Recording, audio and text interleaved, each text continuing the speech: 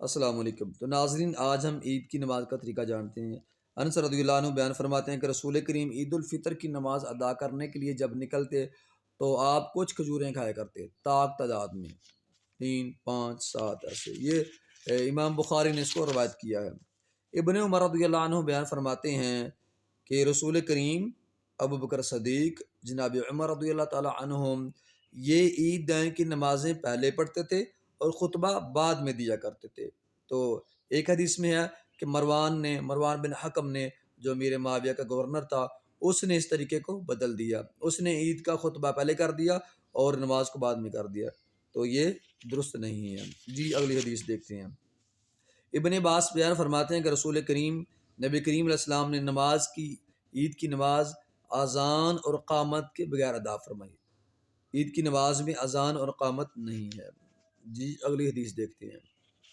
رسول کریم نے ارشاد فرمایا، عید الفطر کی پہلی رکعت میں 7 اور دوسری میں 5 تکبیرات ہیں، یعنی کہ جب ہم نماز امام شروع کرتا ہے تو اللہ اکبر کہنے کے بعد وہ سبحانک اللہ پڑھتا ہے، ثنا جب پڑھ لیتا ہے تو اس کے بعد 7 بار اللہ اکبر کہنا ہے، کانوں کو ہاتھ لگانے ہیں۔ اس کے بعد پھر امام نے قرات یعنی فاتحہ پڑھنی ہے، پھر کوئی صورت پڑھ کے اس نے رکعت کو پورا کرنا ہے۔ یہ پہلی رکعت ہے۔ اسی طرح دوسری رکعت میں بھی امام نے جب کھڑے ہونا ہے تو ہاتھ باندھنے ہیں، تو 5 بار اس نے اللہ اکبر کہنا ہے، ہاتھ اٹھانے ہیں، باندھنے ہیں، تو تکبیریں 5 پوری کر کے تو پھر امام نے سورۃ فاتحہ پڑھنی ہے اور اگلی صورت پڑھ کے اس نے رکعت کو پورا کرنا ہے۔ یہ عید کی نماز کا طریقہ ہے۔ جی آگے دیکھتے ہیں۔ جابر رضی اللہ عنہ بیان فرماتے ہیں کہ جب عید کا دن ہوتا تو نبی کریم راستہ بدل لیتے، جس راستے سے آپ جاتے تھے اسی راستے سے آپ واپس نہیں آتے تھے، یعنی عید کی نماز کے لیے راستہ بدل کر آنا جانا چاہیے۔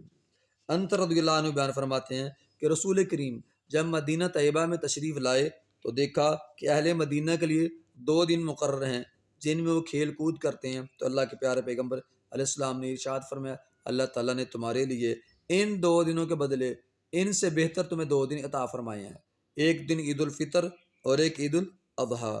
اسے امام ابو داؤد نے نقل فرمایا ہے۔ جی اگلی حدیث دیکھتے ہیں۔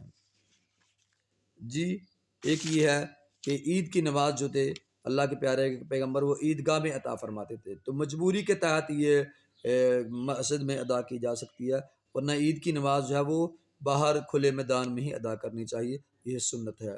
اللہ تعالی ہم کو عید الفطر کی نماز بر وقت ادا کرنے کی توفیق عطا فرمائے۔